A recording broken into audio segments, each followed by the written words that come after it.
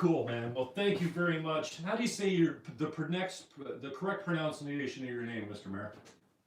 To say Bylsma. Bylsma, okay. Because I heard somebody say it the other day on, I think it was the radio or something. I'm like, oh, that doesn't sound like the way he usually. You can say Bylsma, and as long as you keep the S and not a Z, like if we're going to be nitpicky, that's how they say it in the old country.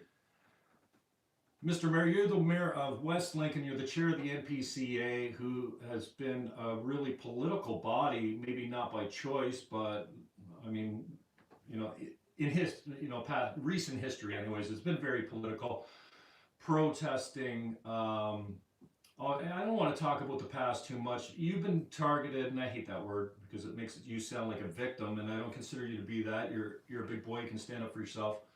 I wanted to give you the time to fully and completely self-express yourself as far as, well, what's important. I think it's important. I joke, are you a climate change expert? You say no. None of us are. I think, yeah, great. We can have an opinion on that kind of stuff, but, and I haven't been listening to the station. And when I say the station, I say 610. There's been some changes of staff and programming there, and it just doesn't fit with my, I got a number of reasons. Tommy's in the afternoon. I love Tommy's show normally, but I don't listen in the afternoon. But I happened to catch a little bit of a news item. And it's funny, we spoke a little bit off air the other day. When I was a lefty, and I had Ben Wilby here the other day, and he says, dude, I always saw you as a righty, but you're just like, I couldn't believe it when you were a Green Party guy for so long. Like, I still always thought you were a conservative. So maybe he saw something I didn't even see. When I was more left, the station used to sound like nothing but conservative talk radio. All the opinions and all the guests and everyone, there were all the people that I really cringed for. I hate that word too. And now that I'm more center right, and I'm not a 24-year-old ideologue anymore. I'm not possessed by, stuff that's not based in fact. I have a faith. It affects how I come down on some issues. And I didn't suffer from that as a younger man, even though I was Catholic. I didn't really subscribe to a strong connection with my faith. And so things like capital punishment and abortion, I was very left on. Well, I don't know. I guess capital punishment I was right on because I'm like, kill him. Yeah, if you murdered children, kill the guy. Now I'm not so sure that any man has the right to take another man's life. Anyways, I say all that to say, now when I listen to the station, all I hear is ideological possession, and it's all left. Yeah. The mainstream media, guys like Grant LaFleche, I don't mind saying his name, but it just, somehow I think they sensationalize the news, and they make more of something just to keep a job. It's like a a job creation project or something, and they just seem to have this liberal slant to them. Even my conservative talk show friends, they're seeming like so establishment, and it really, I've been woken up a lot. And so when I heard the small clip that I heard about you, immediately, and we've ran against each other in elections, Yeah, I know. And I like Ed Smith. I disagree with almost all of his politics. Some of it I'm behind him on, and especially when the NPCA was really kind of having some issues there, I was with him on a lot of stuff. But I don't have to like his politics. Like, I like him as a human being, but I hear the story on the radio, and I'm like, oh, this is not about climate change. Or even if it is, why is it? Because this has got nothing to do with how I see the NPCA as a functioning body. And then I wonder, are you being targeted for your faith, for your pro-life position? Is this activism to throw out a guy to make him unemployable and get him out of a role just because you're a pro-life guy, do you think? Oh boy, those are loaded questions. I don't know that I have the answers behind motivation. There's certainly a certain segment of the replies and responses, in the social media that are targeting me for my faith, the Christian Heritage Part. The one comment was, "This guy's Christian. We'll never be able to plant trees together." And like Christians don't plant trees. Mm-hmm. So that forms a component of the response. I think, there is also a component that difficult to imagine that someone of my political leanings, right, or the Christian Heritage parties, could clean up something. Like, I think the liberal mindset that they're the natural ruling or governing party kind of comes into play. And so when things get corrupted and fall apart, it's just it's very difficult for them to come to mind that a right-wing person, perhaps, if you want to label me on the right or a political right, would come along and increase transparency and accountability, do some solid work, get a fiscal house in order, establish conservation. I don't know wherever the idea that conservation and conservative politics ever were not mixing, that there were oil and water. Maybe I'm a study in contrast, maybe I'm the package, but I have an engineering degree, civil engineering degree, which of course is in flood water management, stormwater management, and flood modeling. At the same time, I was also planting trees in northern Ontario. I planted 180,000, so that's 8 with 4 zeros behind it. That many trees have my fingerprints up in northern Ontario. At the same time, I was also driving. I ended that season by driving to Tofino, and I was in the peace camp that was protesting safe and sound. So, I'm a civil engineer, but I'm across the map. Conservation is near and dear to my heart. Mitigation, adaptation, those are all concepts. Whatever you view with respect to climate change, those are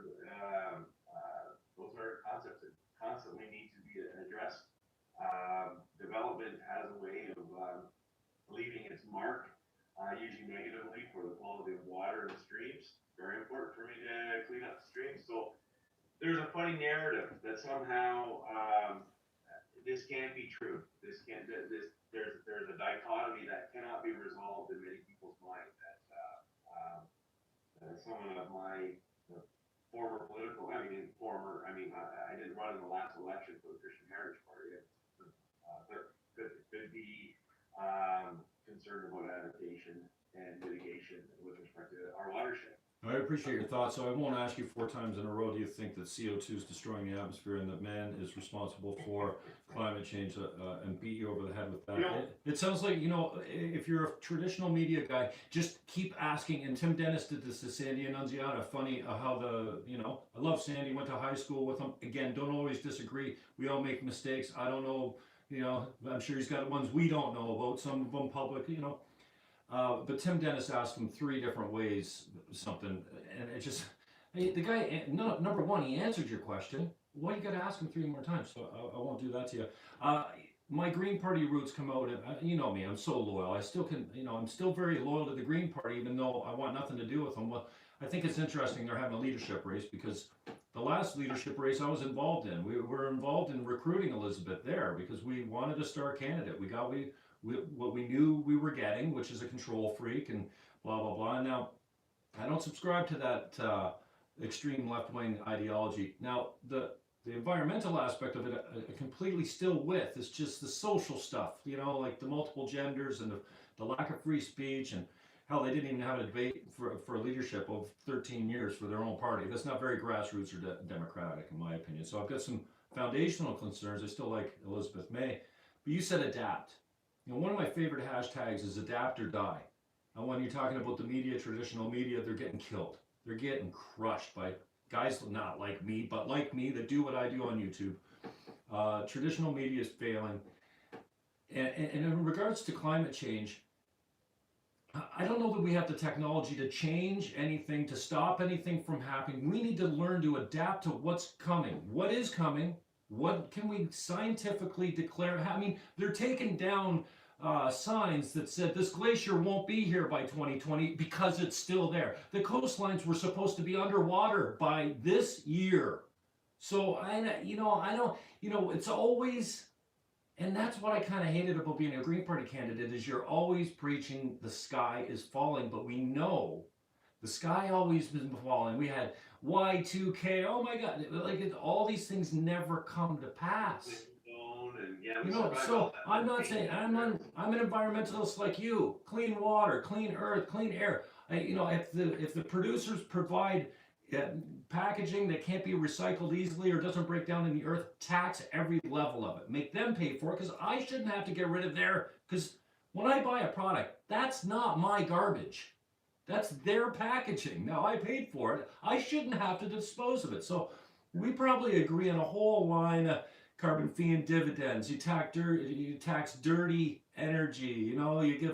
It makes it economically feasible. But what do you know, or what's your kind of philosophy on adapting? Because I think that's the most important thing. Because yeah, we might be able to, take care of things better than we have, certainly, but we're not.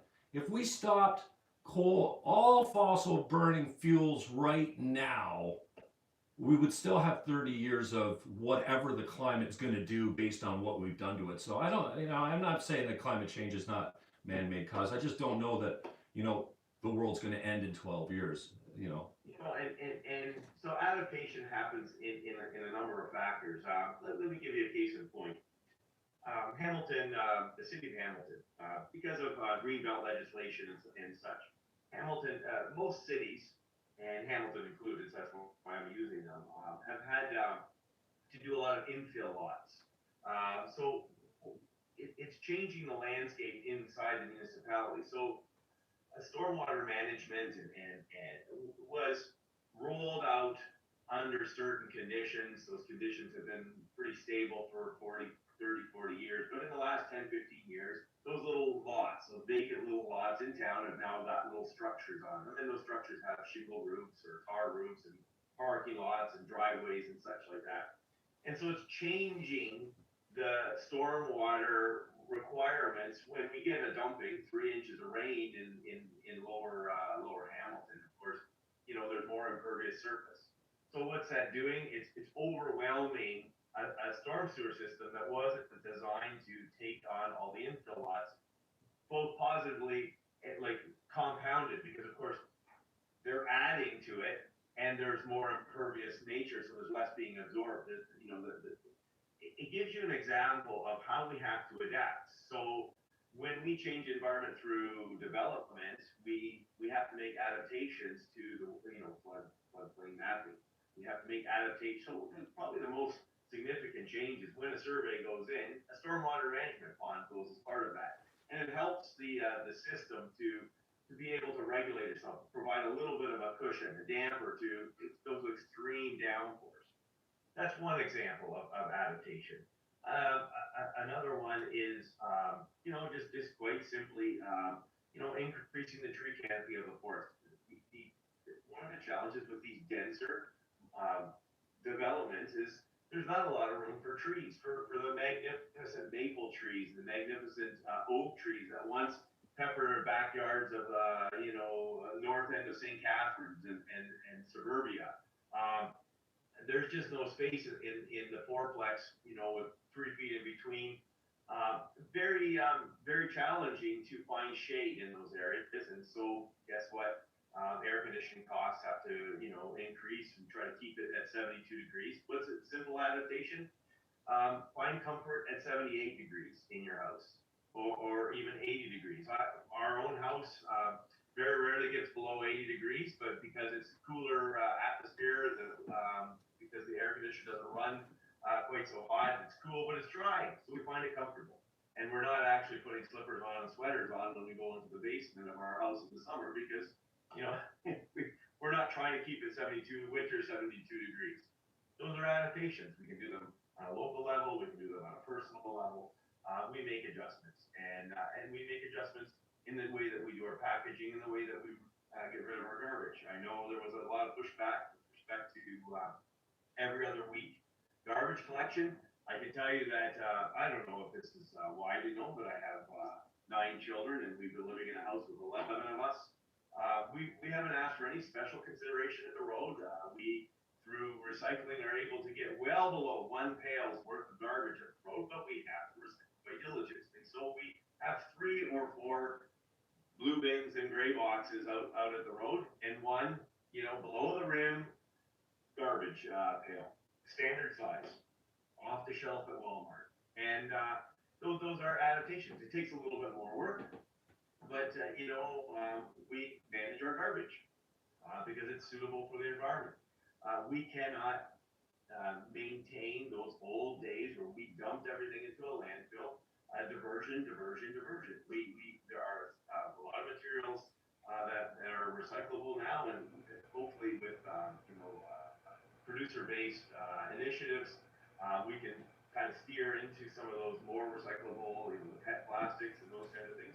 I'm very proud of our work at the municipal recycling facility in Niagara Falls. I think it's state of the art. Does a fantastic job of adapting to a changing garbage landscape. So, how many 100 different ways we can adapt. So, What do you think of the idea? And just as you're talking, again, you're bringing out the green in me. Going back to the days, the platforms were very reasonable, and the idea is that polluter pays, right? So, if you use lots of hydro or lots of gas to heat your home, you're going to pay through the nose for that. Now, and I think the Green Party policy used to be something like, let's use that carbon fee and dividend. Let's use that, increase that tax to help people out that are on assistance, the elderly. So there's no one getting frozen out of their home. No one's not, unable to pay their rent. They'll get an adjustment at the end of their taxes or in a rebate or something like that. Same when it comes to garbage. Every bag you put at the road costs you $20.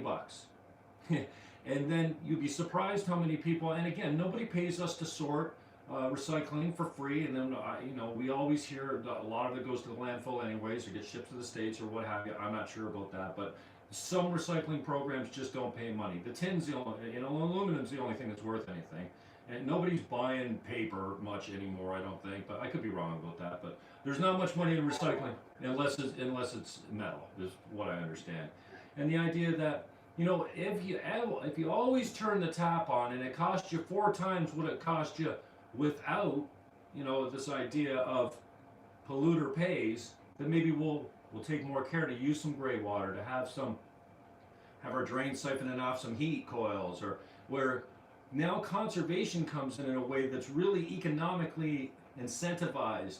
So if you're driving a bike, you're not paying for $10 a gallon for gas, because the idea with gas is it's subsidized. So when it comes to the pump, you don't pay for the disposal into the atmosphere. You don't pay for the smog's quality of life that is affecting me, and the healthcare costs and all this kind of stuff. So I wonder what your idea of pay through, jack up these prices so that they actually, okay, so if you buy a product and it comes in 3 different layers of harmful packaging, the packaging is taxed at every point, so that the dude trying to sell his stuff, it's way more economically feasible for him to sell it in a craft bag or a cloth bag or something like that. Exactly. So you're onto something. So our water, our wastewater, municipally speaking, if you're on town water, town wastewater, you're separated out. You have a user pay type system. So the regional taxes as a whole do not go or subsidize anything wastewater or water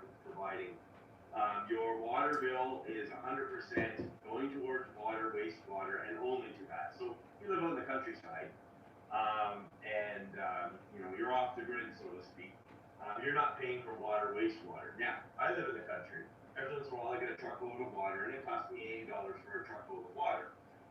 For that, as a volume, it's an expensive thing to do. So on a personal level, here's another adaptation. We put an addition on our house probably 8-10 years ago.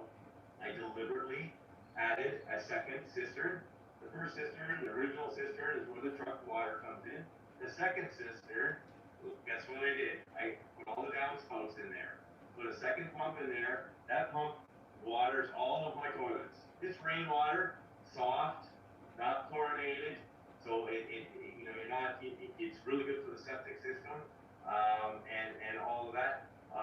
So all of our water, which is probably the number 1 consumption within the house. If people start washing their car and watering their lawns, that's all bets are off. But inside your house, your toilet flushing, we've got those normal toilets, but they're in the new EPA a gallon or a gallon and a half or something per flush. But it's a small way that we look at the $80 for a truckload of water and say, we can do better over time. If I make this certain investment or if I change my ways, we can get more off the grid. Now, in the old days, for example, before this, a truckload of water lasted 3 weeks, and we're efficient. It's 3,000 gallons, 3 weeks. Today, it's much more common to go 6, 7, 8 weeks on a load of water from the potable water source in town, and the rest of our flushing is rainwater. Another example of just making wise decisions driven by a market that's already in place. I guess at the end of the day, when it comes to conservation and the Conservation Authority, I think one of the other things that I'd like to, and I said I'd try to get it out in the radio interview, but thanks for gently bringing the conversation back to the reason I called you in the first place. Well done on you, Mr. Mayor.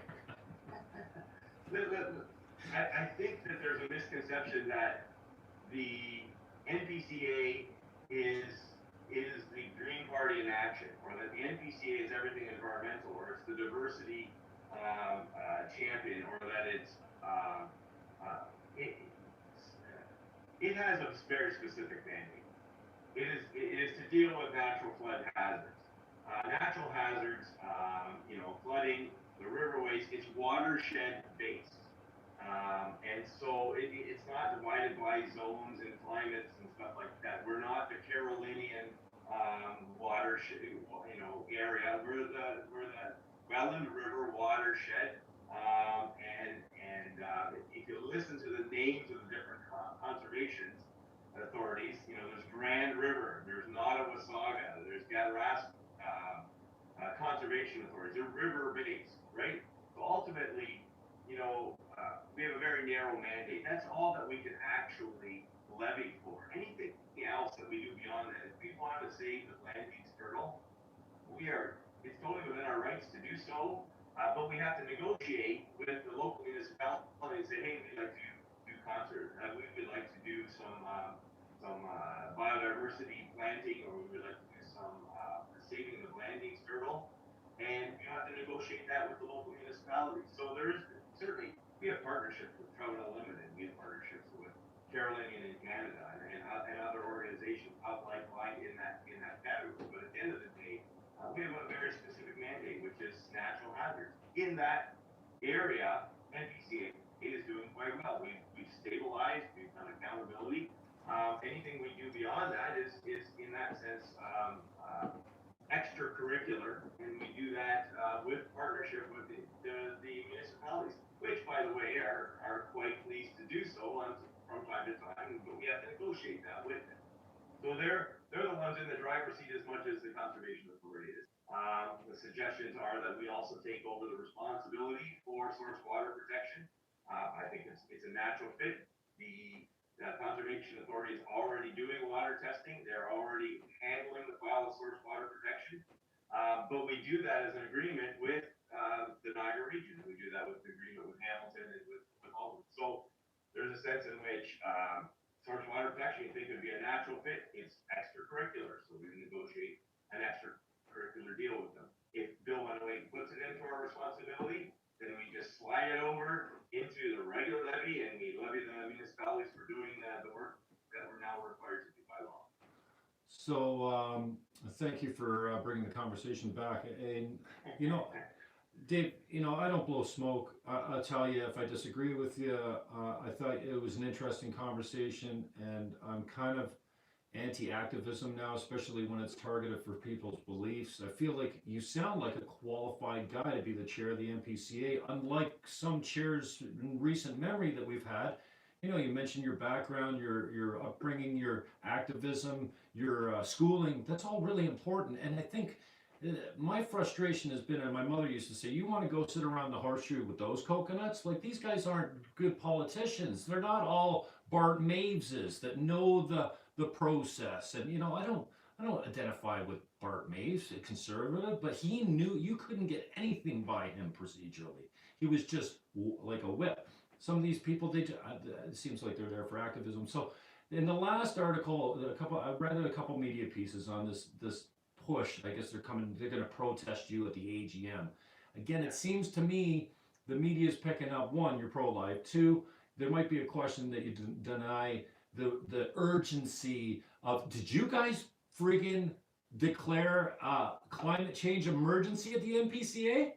Yeah, we did. That is such a joke. What the hell is going on with you? Do you have no control of your board, Mr. Mayor? You should be ashamed of yourself. Anyways, we'll put that aside. It sounds like the media coverage has really picked up on your beliefs. And so, tell me a little bit about, this turn towards being dragged into politics, because you're really not a political group. Here's the bit. You know as well as I do, and you've addressed it a number of times. There's a certain verbal litmus test, shall we say, with certain subject matter. So, for example, on the area of carbon dioxide, just a cursory study of the idea, of the concept of carbon dioxide as a pollutant. Less than 20 years ago, it was not referred to as a pollutant.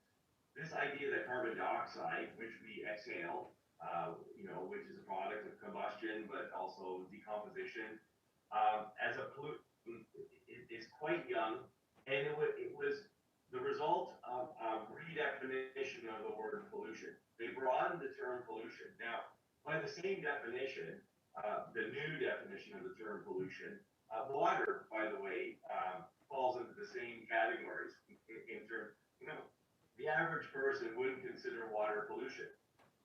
Carbon dioxide, of course, doesn't have a common name.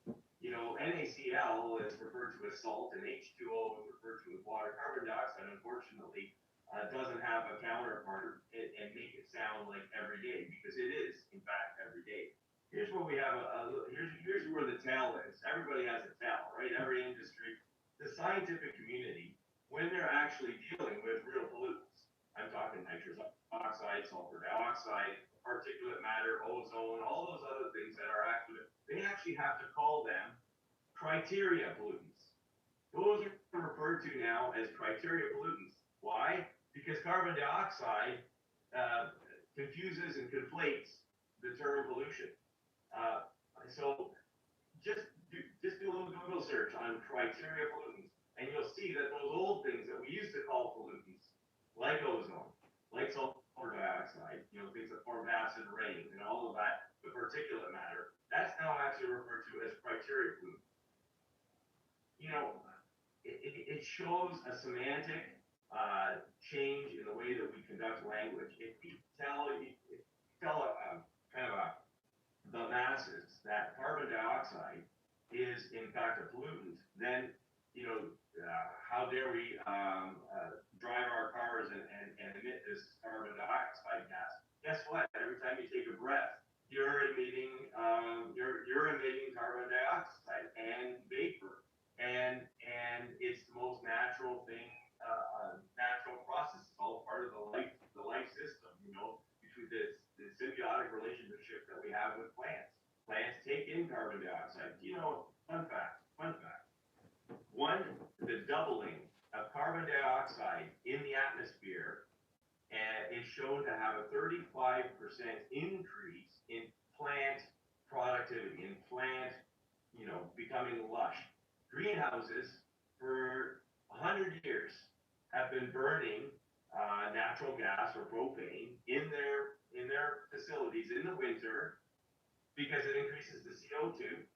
Totally safe, unless CO2 goes to 100% full, doubling it in production. So it makes up for the lack of light in the wintertime. They burn CO2 net zero, right?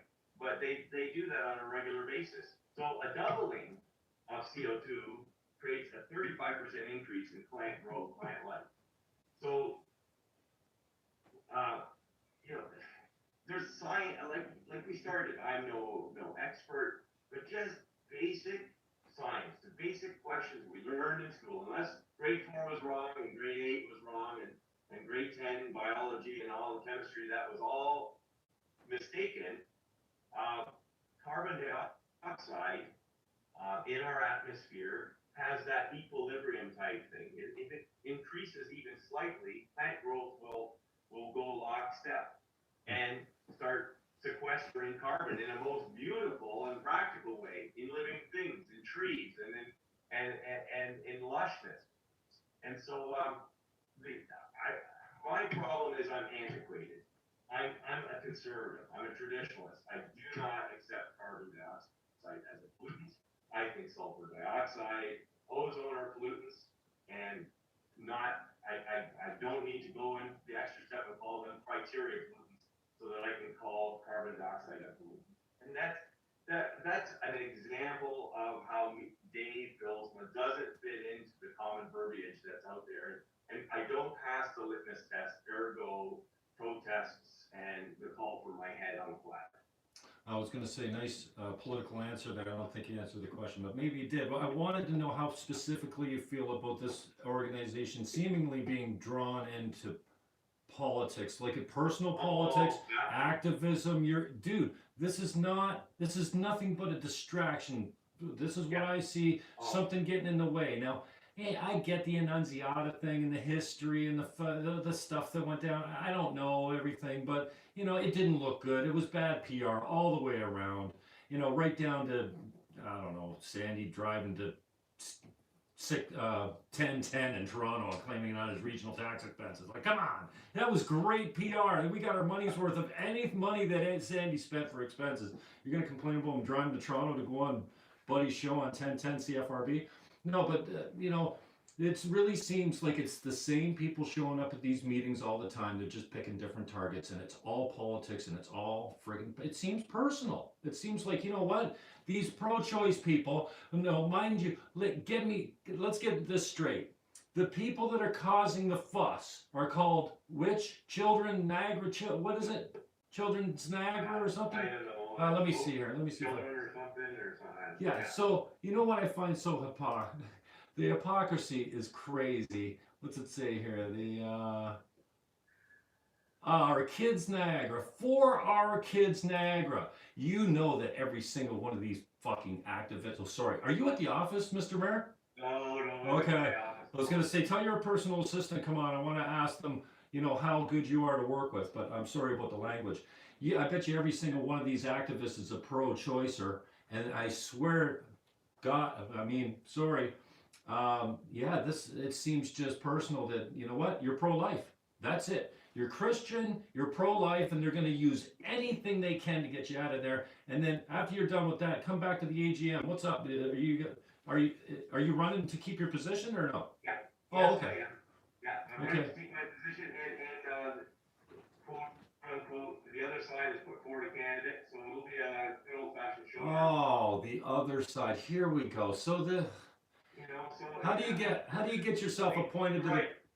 How do you get yourself appointed to the board? Right. These things, they do boil down to when you have a board, politics becomes a component of that. We're all on the same page. The politics is not necessary, but when you have a diverse board such as we do, and they're nice to work with. They're, look, you and me, we've never been afraid of a good, vigorous debate. No. And like you, I'm going to go, because I remember this when we campaigned against each other, and I'm not even going to imagine the date. But when we campaigned, at the end of the evening, I am 100% convinced that we shook hands, had, good evening, I totally think you're wrong, off the wall, because of course you were.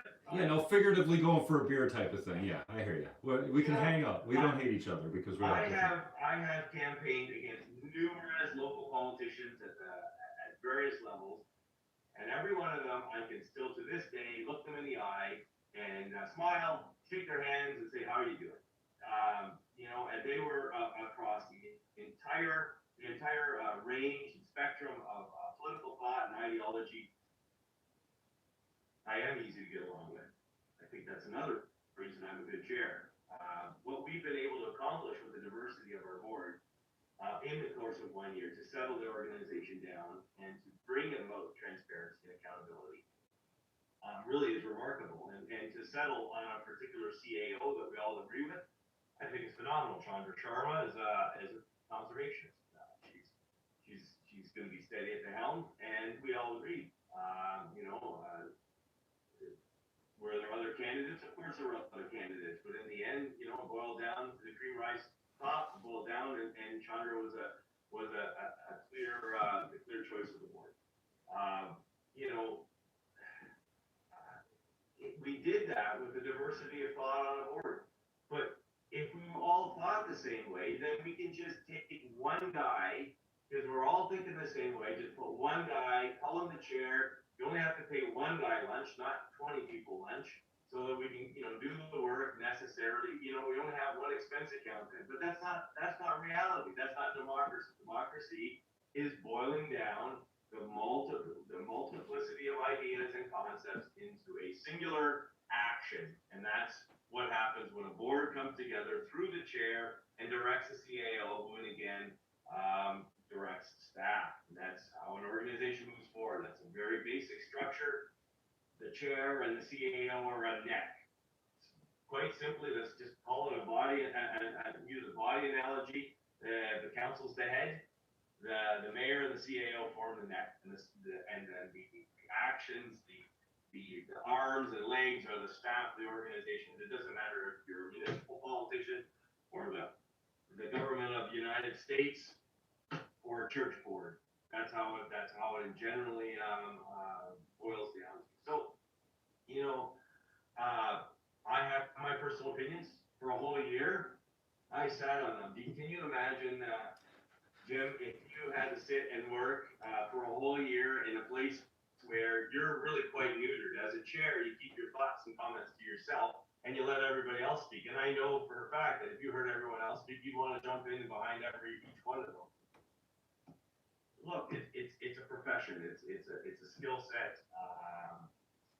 I've done it. The videos are all online. I'm not adding commentary. I'm just facilitating a discussion. I am a discussion facilitator, and that's it.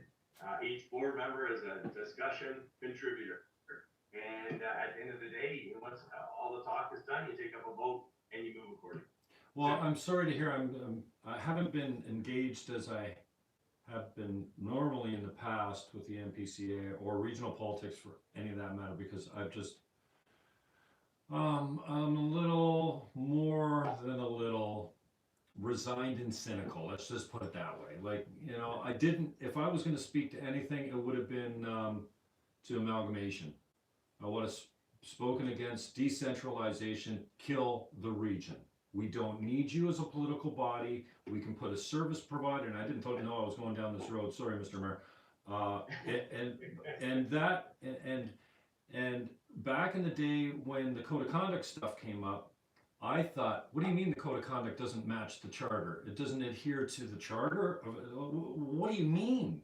We have codes of conduct that don't specifically say you're free to express yourself, your religion, your political beliefs, or whatever. I think that's obscene. And I thought, hey, with one issue that we won't get into today, there was maybe an opportunity to get a judgment or some action on getting all the codes of conduct in Ontario, one, to respect the charter, and two, to be the same thing everywhere. So if you're going to have an integrity commissioner, it's not different codes that you got to match. So I'm reading between the lines a little bit when I hear you say they've put forward a candidate and the board is divorced, because again, I don't watch the tweets. I don't watch I used to watch every regional program, every, and now, well, look at the people that are there, to be honest with you, Mr. Mayor. They must be doing good work then.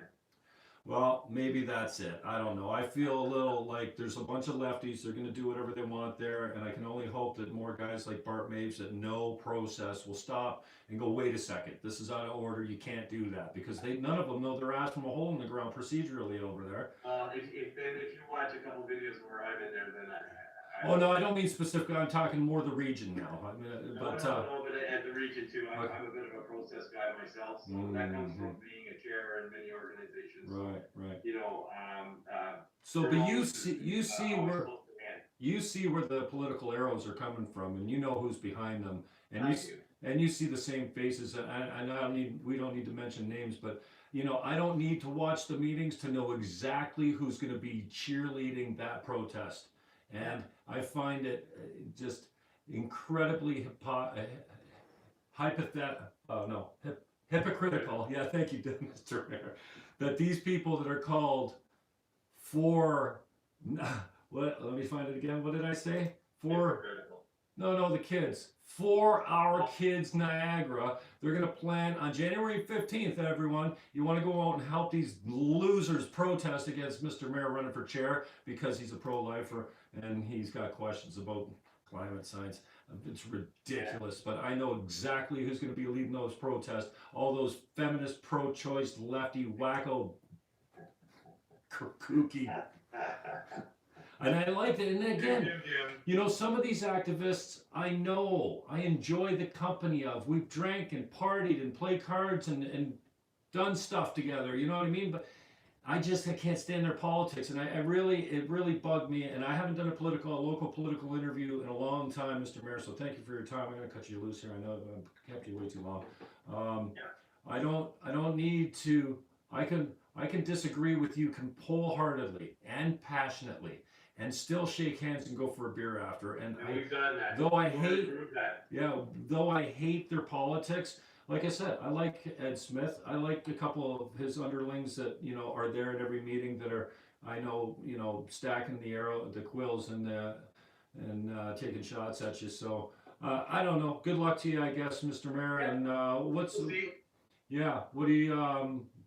do you think of chat? Are you working the back room? How important is this to you? Because this must have been a big step for you to step into the chair position. I think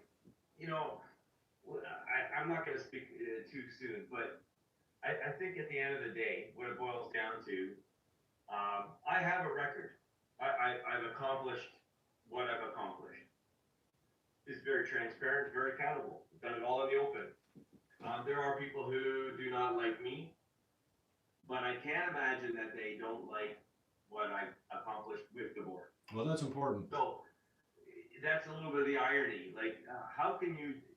Because they're unable to separate the personal politics, the ideological possession from the actual. This is like they're doing in the States. These lefty talk show hosts want a recession so they can say, see, and Trump's economy's cruising along, and the lefties they're just praying for everyone to go broke and lose their jobs so they can say, see, Donald Trump did it. It's ridiculous. This guy's not falling. Yeah, I know. So there's a sense in which stand behind my record. Look, I've got strong board support. I've got my detractors. At the end of the day, like any other thing in democracy, when I ran for mayor, you go to bed one night and an election takes place and you find out the results and if you don't win, you go you go back to your day job. And if you do win, you make adjustments in your schedule. My record's complete. Not only that, like my extracurricular record is complete. NPCA does a lot of public relations things. They do things like bioblitz at the Falls, and they do the water festival, and they host the trout release of trout at St. John's Pond. I've attended all of those and I attend with my boys and my girls because. They're still I still have 7-year-old and a 9-year-old at home, right? They just love having caterpillars crawl all over their hand and stuff like that. It's the most natural, most enjoyable thing that you can get your kids to do. Come catch a fish, and it doesn't have to be a whale. And if it's 6 inches long and wriggling on the end of a kid's pole, you can't wipe the smile off their face. I've done all that kind of stuff because it is enjoyable. It's the way that I'm wired. It's the way that I'm dialed in. I stand behind that record as well. I have formed a good relationship with the staff. Are they my best friends? Do I go drinking with a beer? Never happened. But I walk into the office, I greet them by name, and I ask them, how are things going?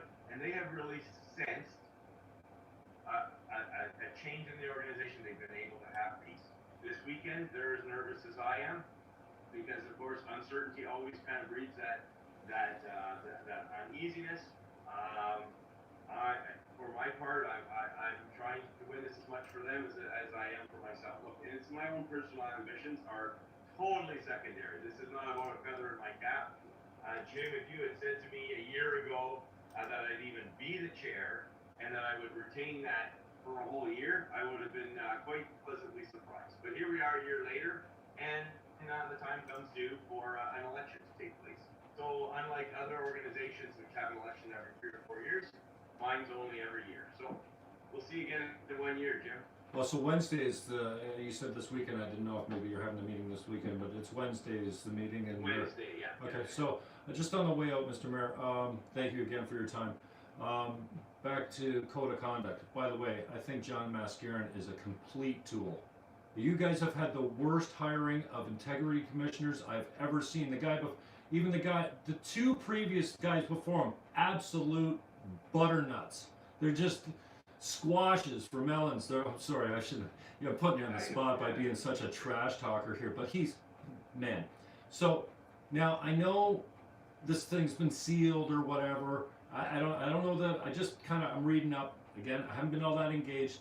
Would you voluntarily tell us what this code of conduct thing that was thrown out? Are you able to say, you know what, it was about this and it was stupid, and you don't have to say where it came from, maybe, can you voluntarily there was two filed against me. They were both false. It's that simple. They have to meet a certain threshold in order to proceed. Anybody can make an accusation, and you know what? That's one of the positives about democracy too. I can make an accusation, I can back it up, I can lay a charge, but it has to stand up in some kind of. Okay, so just let me interrupt there, Mr. Mayor. Is this for something that actually happened, or is it an accusation of something they were asserting you did that wasn't proved? Like, I understand the code of conduct to see. Okay, and so. Back to, they. I really don't want to open up that can of worms because they are closed. If the case is closed, and so by speaking about it, I'm kind of dredging it up, and kind of the agreement and the understanding is. Fair enough. They don't by today, right? Yeah. There were thorough investigations done. Mm-hmm. Well, I think the idea that your enemies will say is, well, what are you covering up? Why do they have to be sealed? If they're that, what do you call it, benign, then just what is is all that kind of stuff kept in like a confidential files or what? Maybe it's just to protect the guilty. Who knows? Honestly. The accusers are always the guilty ones. Well, at the end of the day, we operate, like you say, we have an opportunity to express our opinions. Do we belittle people? By no means. This is a public debate, but we should be free to express our opinions. And if you. Like, again, I'm thinking about two of them. They were in very different categories. Okay. They both had to deal with somebody else's perception of what I should and shouldn't have done. Oh. File a complaint, right? Wow. Appropriate. What's appropriate for me to who to vote for and what I should say. Come on. Well, that's ridiculous. I think I'm going to launch my own integrity commissioner complaint against someone. Now, just give me your take on this. As a regional councillor, I guess you're the mayor, you're actually not elected as a regional councillor, so you're you guys shouldn't even be there, you mayors. You should, if we're going to have a region, get rid of the freaking mayors. Yeah, you like that idea. I can see you laughing. And also, kill the region. We don't need you as a governance body. We can just have a service provider, do this bulk buy and everything. I think you guys are lost in the governance thing there. And oh man, I farted. I forgot where I was going. See, my genius only runs for about 3 minutes, and I'm about 40 minutes over that right now. Where was I going with that, Dave? I have no clue, sir. Oh no. Okay, no. As a regional councillor, with the code of conduct as you understand it, if let's say I was a councillor, and I'll use the Christian faith as an example. If I tweet out something like Jesus effing Christ, and I spell the F part, and I'm a regional councillor, and this is on my Twitter feed on a regular basis, Do you think that's something worthy of a integrity complaint? And while I think you should not be representing a commercial public entity out there as a job if you talk like this, and also I think you know this already.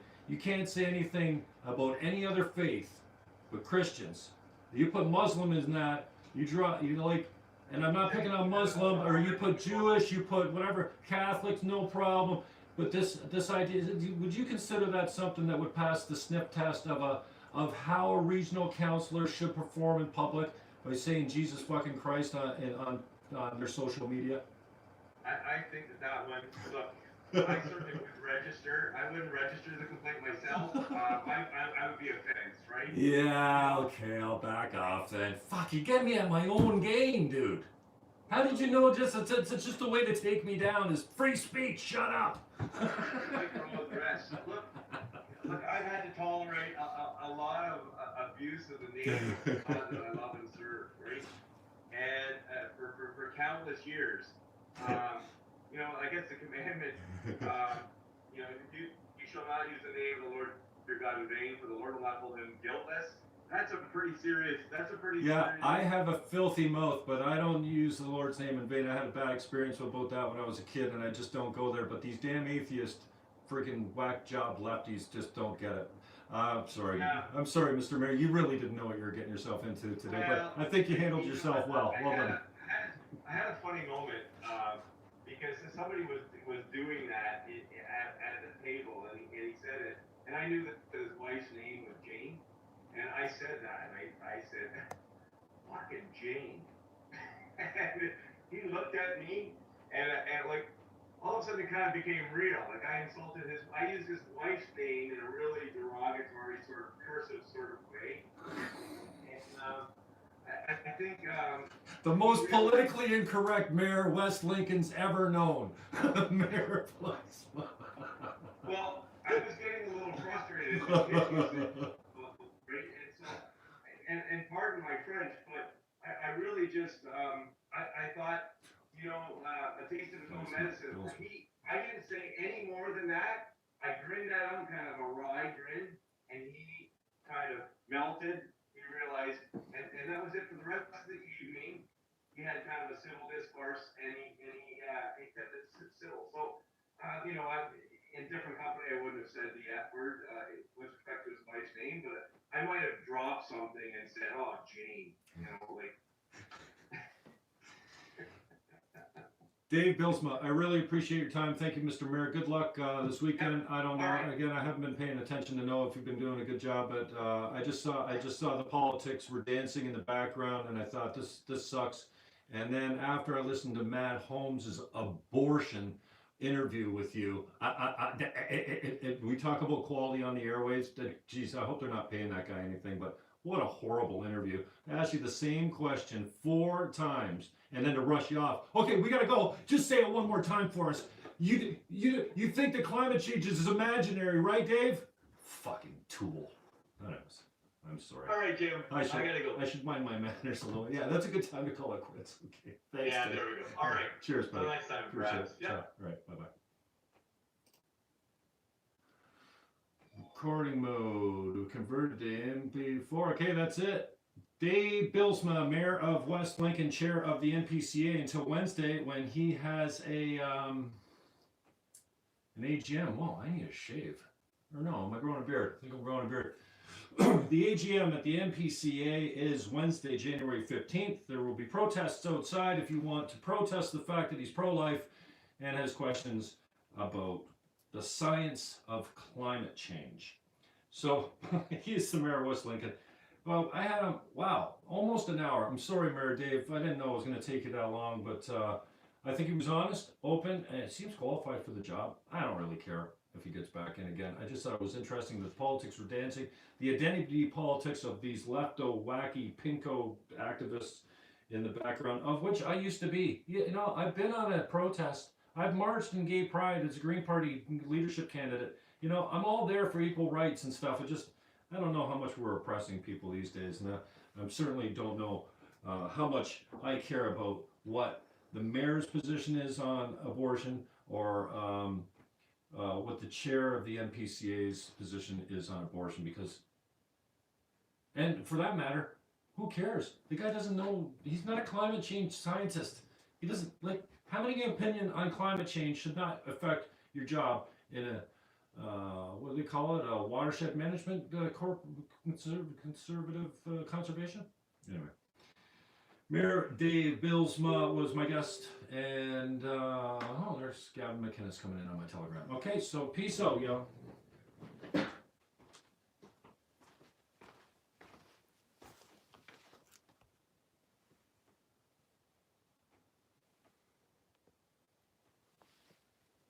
You stop this damn thing. Oh, there you go.